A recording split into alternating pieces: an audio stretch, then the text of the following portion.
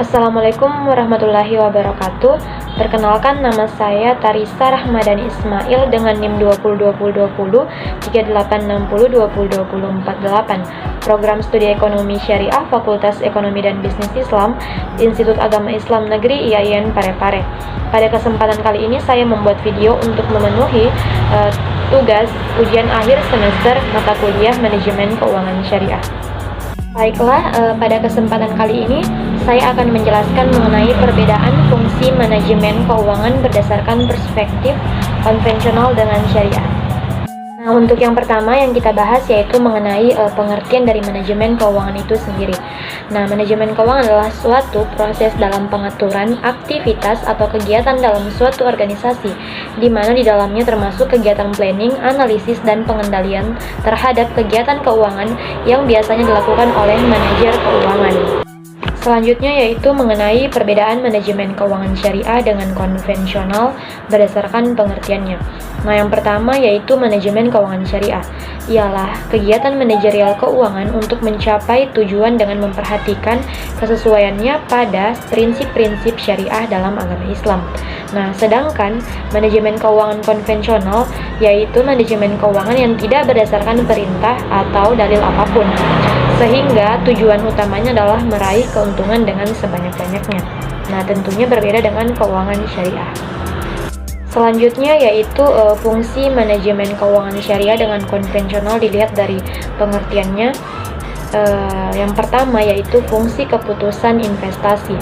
Nah, berdasarkan manajemen keuangan syariah, fungsi keputusan investasi adalah masalah bagaimana manajer keuangan mengalokasikan dana salaf untuk bentuk investasi yang akan mendatangkan keuntungan di masa mendatang. Nah, menurut manajemen keuangan konvensional, fungsi keputusan investasi adalah masalah tentang aktiva mana yang akan dibeli perusahaan. Aktiva dapat berupa aktiva real atau nyata, contohnya gedung, dan aktiva tidak nyata, contohnya hak cipta. Nah, yang kedua yaitu fungsi keputusan pendanaan. Menurut manajemen keuangan syariah, fungsi keputusan pendanaan adalah bagaimana perusahaan mendapatkan dan menggunakan dana atau modal sesuai dengan syariat Islam. Sedangkan menurut manajemen keuangan konvensional, keputusan pendanaan adalah bagaimana perusahaan membeli dan menggunakan dana atau modal seperti hutang bank dan obligasi. Nah, ini terbagi atas dua keputusan, yaitu jangka pendek dan jangka panjang. Jangka pendek adalah seperti contohnya hutang dagang, dan jangka panjang contohnya adalah struktur modal. Selanjutnya yaitu keputusan dividen atau bagi hasil. Nah, menurut manajemen keuangan syariah, fungsi keputusan dividen ataupun bagi hasil adalah persentase besar kecilnya hasil yang dibagi antara kedua belah pihak sesuai dengan sistem bagi hasil, di mana rasionya sesuai dengan kesepakatan kedua belah pihak. Dan menurut manajemen keuangan konvensional, keputusan dividen adalah keputusan seberapa laba saat ini akan dibayarkan sebagai dividen atau ditahan untuk diinvestasikan kembali di dalam perusahaan. Yang keempat yaitu fungsi keputusan zakat perusahaan. Nah, besarnya zakat yang dikeluarkan oleh perusahaan menunjukkan bahwa perusahaan tersebut telah berhasil di dalam bisnisnya. Nah, sebab zakat perusahaan adalah pengeluaran berdasarkan nisab dan haul, di mana nisab menunjukkan besarnya harta yang wajib dizakati dan haul berkaitan dengan batas waktu suatu harta dapat dizakati. Selanjutnya yaitu perbedaan fungsi manajemen keuangan konvensional dengan syariah. Yang pertama berdasarkan prinsip dasar. Menurut manajemen konvensional, pengelolaan pendanaan pada sistem konvensional didasarkan pada peraturan hukum perundangan yang berlaku di Indonesia. Sedangkan menurut syariah, prinsip dasar mengutamakan keadilan bagi semua pihak atau anti maghrib, yakni menghindari praktek spekulasi yaitu maisyir, meminimalisasi ketidakpastian atau gharar, dan menghindari potensi riba atau lebihan.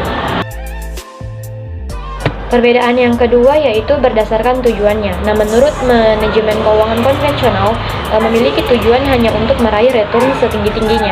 Sedangkan menurut keuangan syariah adalah tujuan mengedepankan Responsible Investment atau disingkat SRI. SRI adalah suatu bentuk strategi investasi yang menggabungkan antara perolehan keuntungan yang sebesar-besarnya dengan kebijakan sosial. Maksudnya, investasi syariah memang menggunakan misi pemberdayaan umat dalam aktivitas ekonominya, sekalian menyelipkan unsur ibadahnya melalui sedekah. Perbedaan yang ketiga yaitu berdasarkan keuntungan atau profit.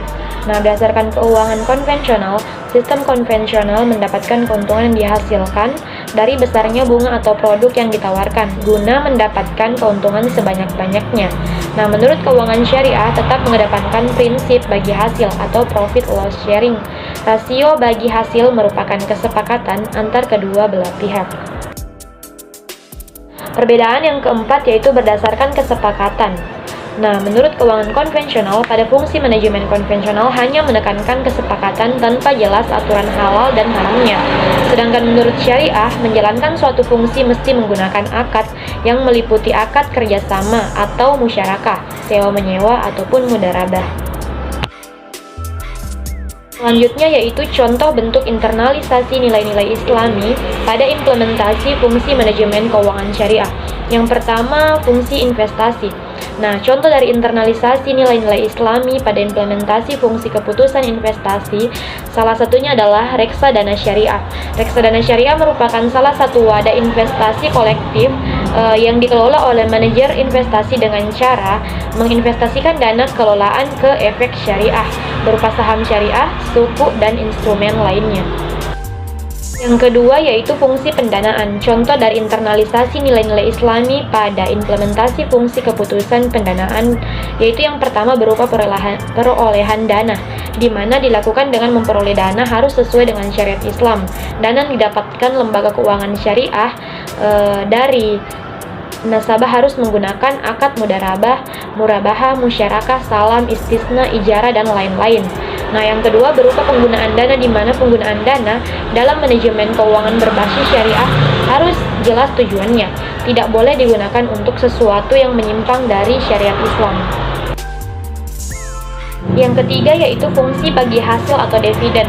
Contoh dari internalisasi nilai-nilai Islami pada implementasi fungsi keputusan bagi hasil atau dividen salah satunya yaitu efek syariah berupa saham, di mana konsep saham di sini merupakan konsep kegiatan musyarakah atau syirkah, yaitu akad kerjasama antar kedua belah pihak, yaitu penyertaan modal dengan hal bagi hasil usaha.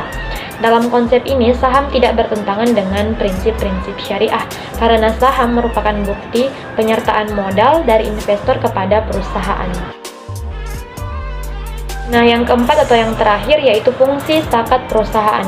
Contoh dari internalisasi nilai-nilai Islami pada implementasi fungsi keputusan zakat perusahaan adalah kewajiban suatu perusahaan mengeluarkan zakat tersebut, karena keberadaan perusahaan sebagai badan hukum atau rich person atau yang dianggap orang.